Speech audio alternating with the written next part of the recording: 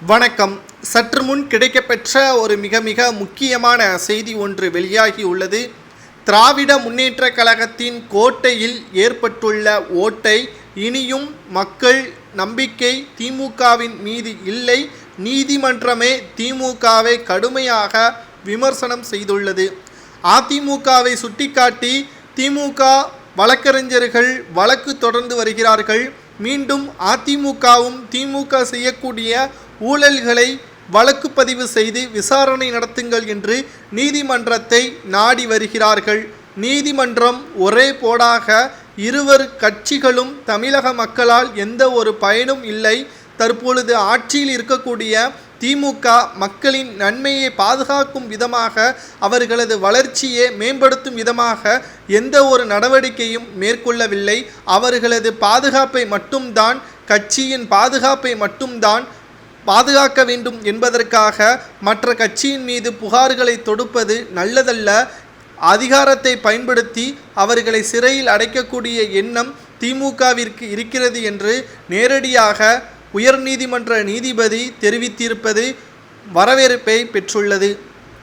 3 ஆண்டுகள் முடிவடைய போகிறது.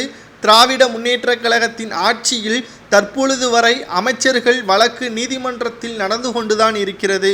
ஒட்டுமொத்த அமைச்சர்கள் மீதும் வழக்கு பதிவுகள் இருப்பதால் மக்களின் வளர்ச்சிக்காக அவர் எப்படி நேரத்தை ஒதுக்குவார்? அவரது வழக்கை விசாரணை செய்வதற்கு நேரம் இல்லாமல் தத்தளிக்கக்கூடிய நிலையில் இருக்கும் பொழுது மக்களின் வாழ்வாதாரத்திற்கு அவர்கள் எப்படி திட்டத்தை வகுப்பார்கள்?